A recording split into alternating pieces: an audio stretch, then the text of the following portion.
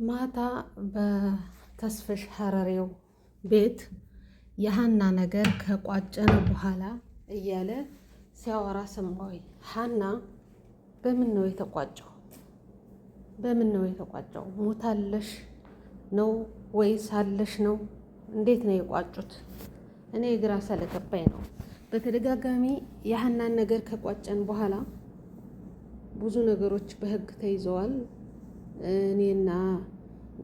እኔ ኃላፊነቱን ወስጄ ምናምን የሚል ብዙ ጊዜ በተደጋጋሚ ጆግል ቴሌግራም ላይ ይህን ቢጫ ጽሁፍ ያለውን ይዛችሁ ሄዳችሁ ገብታችሁ ብዙ ቪዲዮዎች አሉ እዩ ከሀና በኋላ እያለ ሲያወራ ነበር። የሀና ነገር በምን ነው የተቋጨው? ሀባይብ ሀና 2 ሳምንት ወይም ከ10 ቀን በላይ ሌሊትም ቀንም ቀጥ ብለን መፍትሄ ይኖራል ብለን ተገትረን አድረን ነበር። አሳዝኖን ከዛም በኋላ የሰይድ ወረባቦ ከዱባይ ይውጣ ሲባል ነገሮቹ ረባሉ። እሱም ከዱባይ ወደ ሀገር ግባ ተብሎ ነበር። ወደዚህ እንደሄደ ብቻ ወጥቷል ከዱባይ። ከዛም በኋላ ተረጋግቶ ነበር። አሁን እንደገና ተስፍሽ ሀረርጌው የሀና ነገር ከቋጨም በኋላ እያለ ቲክቶክ ሰፈር ላይ ሲያወራ ሰማውና የተቋጨው በምንድን ነው? የምታውቁ ሰዎች እስኪ ንገሩን። ሀና አለች ወይስ እንደተባለው ሀና ሞታለች? በቴሌግራም ምንድን ነው ያለው ነገር? በምን ነው የተቋጨው? እንግዲህ ተቋጨ ሲባል አበቃ ማለት ነው። እንደኔ እንዳረዳድ እንግዲህ ለውን አላቅም። ተቋጭቷል ማለት ከሆነ ነገር ደርሷል ማለት ነው። መፍትሄ አግኝቷል። ሙታም ከሆነሽ ኑራም ከሆነሽ መፍትሄ አለ ማለት ነው። እስኪ ንገሩኝ ውድ ቤተሰቦች ላይቭ ላይ ተከታትላችሁ ከሆነ።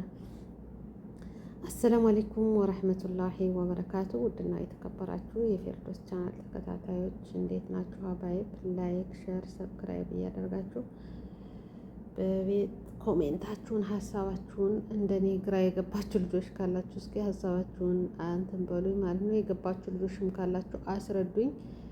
ስለ ሀና ጉዳዩ ብዙዎቻችን አልቅሰናል። ብዙ ሀናዎች አሉ። እርግጥ ግን በእሷ ስበብ ብዙ ልጆችንም እንድናይ በዛ ላይ አርግዘው ወልደው 5 ዓመት ላይ በበረሃይን እንዳሉ ቤተሰቦቻቸው የመን ሲገቡ ደውለውልን ነበር። ከዛም በኋላ ግን ጠፍተዋል እያሉ ብዙ ሰዎች በሚዲያ ላይ የሚያስፈልጉ ሰዎች ልጆቻቸውን እዛ ላይ አግኝተው ይሆናል ብዬ ተስፋ አደርጋለሁ።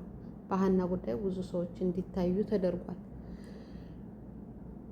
ብዙ እህት ወንድሞቻችን ከዛ ውስጥ እንዳሉ እንግዲህ ሌላ አገርም ከበረሃ ላይ ከየመንና ከሳዑዲ መሀል ላይ የኢትዮጵያዊ የሶስቱ ብሔር ብሔረሰቦች ሀገር የሆነች የተመሰረተች ትንሽዬ ቤት እንዳለ አይተናል ማለት ነው። በኬንዳ እንትን ያለሽ እና ሀገር ሆናለች። በነገራችን ላይ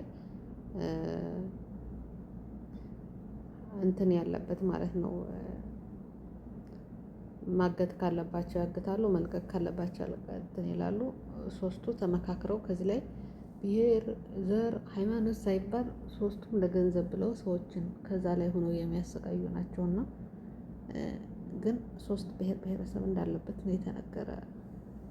አማራ፣ ትግሬ፣ ኦሮሞ እንዳለበት ማለት ነውና እነሱ ሶስታቸው በአንድ ተቀናጅተው የሚሰሩበት ሀገር መስርተው የተቀመጡበት በቃ ሀገራቸው ነው ማለት ይቻላል። ያሉበት ነገር አይታችሁታል። በሀና ጉዳይ ብዙ ጉዳይ አይተናል በነገራችን ላይ እና የሀና ነገር አሁን ተስፍሽ ሀረርጌው ላይ ማታ የተቆራረጠ ቪዲዮን ያገኘው የሀና ነገር ከተቋጨ በኋላ እያለ ነው በተደጋጋሚ የመጡት ቪዲዮዎች። የሀናን ነገር ከቋጨን በኋላ በቴሌግራም ላይ ጆግል ቴሌግራም በቢጫ ጽሁፍ ያለውን ገብታችሁ ጆግል ብላችሁ ጽፋችሁ ገብታችሁ ብዙ ፎቶዎች ማስረጃ ታገኛላችሁ። ቤተሰቦቿ እንዲከሱ ተደርጓል ምናምን ነው የተባለው።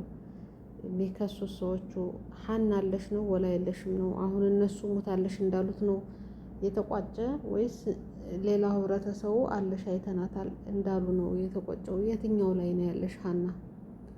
የት ነው እውነትም ሞታለሽ ወይስ 10 ቀን በላይ ሌትና ቀን 50 ሚሊዮን ህዝብ ሲከታተለው የነበረ ላይ ሁሉም መረጃ እየመጣ ሲሰጥ የነበረ አለሽ የተባለው እርግጠኛ ነው ወይስ ሞታለሽ ያሉት የመጀመሪያው ቃላታቸው ነው። የነዛ የደላላዮቹ ትክክለኛው መረጃ የቱ ሆኖ ነው ተቋጭቷል የተባለው የሚለው ግራ አጋብቶኝ ነው።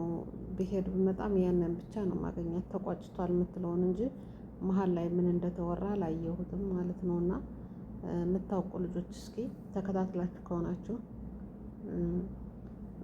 እንትሆነ የተስፍሽ አራርጌው ላይ ይህን ነገር ሲያወራ ተከታትላችሁ ከሆናችሁ እስኪ በኮሜንት አስቀምጡልኝ፣ ኮሜንት ላይ አስቀምጡልኝ ማለት ነው።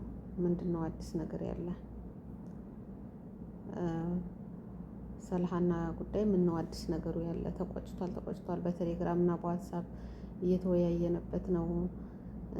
መፍትሄ ላይ እንደርሳለን ምናምን ስትል ነበረሽ ሀቢባም እና ምን ላይ ደረሰ? የሰይድ ወረባቦ ሀገር ወጣ መባሉ ነገሮቹን ረብ አድርገውት እሱ እንደ አጀንዳ ሆኖ ተይዞ ነበር። እንግዲህ ሰይድ ወረባቦ የት ሀገር እንደሆን ገብተዋል። አሁን ዙሮ የሀናን ጉዳይ ይዞ እየወጣ ነው ያለ ማለት ነው። እና በዚህ ተቆጭቷል። የሀና ጉዳይ ከቆጨም በኋላ ይላል፣ በዛ ደግሞ እንደ አዲስ ተነስቷል። እና የሀና ጉዳይ ምን ላይ ደረሰ ነው ምለው እኔ። ብዙ ሰዎችም እንደሞቱ ብዙ ማስረጃ እንደ ሀና ያሉ ሴቶች ልጆችም እንትን እንዳሉ ነው አሁን የሚነገረው ያለ። በእሷ ጉዳይ ብዙም ህፃን የያዙ ከዛ በረሃ ላይ ከዋሻ ላይ እያየናቸው አሉ። በምን ነው ገብቶ ማነው ኦፕሬሽን የሚያደርገው ከነሱ መሀል? የየትኛው አካል ህግ ነው? የየመን ነው ወይስ የሳውዲ ነው ወይስ የኢትዮጵያ የህግ አካል ነው? ሄዶ በዛ ውስጥ ኦፕሬሽን አድርገን ምናምን የተባለው ማለት ነው። እንዴት ተብሎ ነው? በምንድን ነው ኦፕሬሽን የሆነው? እኔ አልገባኝም። ብቻ ግራ ስለገባኝ ነው። በነገራችን ላይ እኛ ኢትዮጵያውያኖች መጀመሪያ ላይ ሲመጣ ሁሉም አንድ ላይ 24 ሰዓት የሚጨርስ 10 ቀን 20 ቀን የሚጨርስ እርዳታም ይሁን እልቅሶም ይሁን ሀዘን አብረን እንቆማለን። ከዛም በኋላ ደግሞ ትውት ሲባል ዞር ተብሎ እንኳን ያን ነገር የት እንደደረሰ የሚጠይቅ የለም። ታስታውሳላችሁ? ይሄ የኢቨን ጉዳይ ተንጫጫ። አሁን ህጉ ላይ ባለፈው ቀጠሮ አለ ብላ ነበረች። ምን ላይ እንዳለ የሚታወቅ ነገር የለም። ብዙ ጊዜ እንደዚህ ነው። መጀመሪያ ይመጣል፣ እንጫጫሃለን እንላለን፣ ግን መጨረሻው ላይ እንትን የሚል የለም።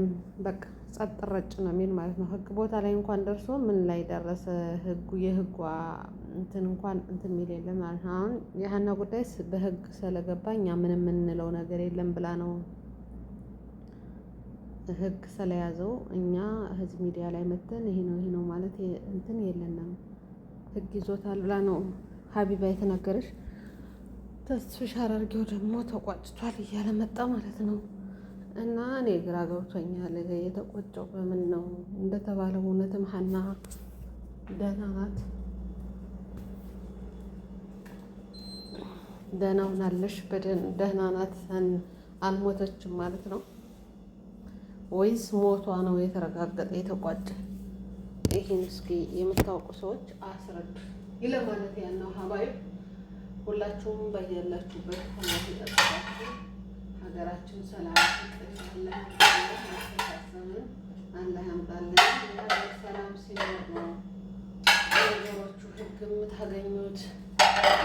ሰውም አረማመዱን አወጣጡን የሚያውቅበት ሰላም ከሌለ ማንም እንትን የሚል የለምና አላህ አለምን ሁሉ ሰላም አላህ ያድርጋት። እህቶችን ሸር ላይክ አድርጉ፣ ሰብስክራይብ አድርጉ። ወዳችሁ ፈቅዳችሁ ደግሞ ለምትከታተሉ ለምታዩ መጣሽ ምን ሳትሉ ሸር ለምታደርጉልኝ ሁላችሁንም አመሰግናለሁ። አላህ ይጠብቃችሁ በያላችሁበት። አላህ ሰላማችሁን ብዝት አላህ ያድርገው። ወጥቶ ከመቅረት አላህ ይጠብቀን። ከባድ ነገር ነው ወጥቶ መቅረት፣ መንገድ ላይ መቅረት፣ ስደት ላይ መቅረት። ሞት አንድ ጊዜ ሞቷል። ቀሪ ቤተሰብ በተለይ እናት፣ አሁን የሀናን እናት አባቶች ምን ስሜት ላይ እንዳሳለፉት በተለይ በዛን ሰሞን አለች ተብሎ ሰው እንደዛ ሲደረግ አይተናታል ምናምን። ያልቀበራችሁት ነገር የቀበራችሁት እርም ታወጣላችሁ። ያልቀበራችሁት ነገር ግን ይመስላል አለሽም ሲባል ታየሽም ሲባል የተለያየ ፎቶ ሲመጣ ሲልም ተስፋም ድንጋጤም እንግዲህ በኋላ ያለሽበት ምን ላይ ሱን አይሆን ልጄ እያሉስ የተሰቃዩትን ስቅይት አላህና እነሱ ነው የሚያውቁትን ነው። አላህዬ በልጅ አትፈትን ያ ረቢ ማለት ነው። ሞቷል ብላችሁ እንደገና አለሽ ሲባል እውነትም ይመስላል ያልቀበረ ሰውና የቤተሰቦቿ እኛ እንደዛ ብለን እንቅልፍ ያጣን ቤተሰቦቿ እንዴት ነው የቻሉት ብዬ እኔ በቃ እንትን አልኩኝ ማለት ነው። እንዴት ነው የቻሉት ቤተሰቦች?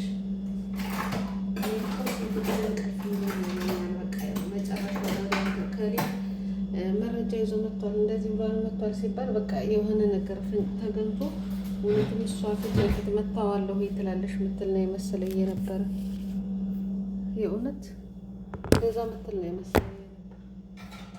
በዚህ መልኩ ጸጥ አሁን ጨረስኩት። የኔ ነገር ይቅርታ ውዶች ወይ ነው እና ውድ ቤተሰቦች እኔ ያህና ጉዳይ ግራ ገብቶኝ እንደኔ ግራ የገባችሁ ልጆች እስኪ በኮሜንት አስታውቁ። ምንድን ነው የገባችሁ? ምንድን ነው የተረዳችሁት? ተቆጭቷል ማለት ምን ማለት ነው? በምን ነው የተቋጨው? ለማለት ያልነው። መልካም ጊዜ ይሁንላችሁ። ሁላችሁንም በጣም ነው የማመሰግነው። ሸር፣ ላይክ፣ ሰብስክራይብ አድርጉ።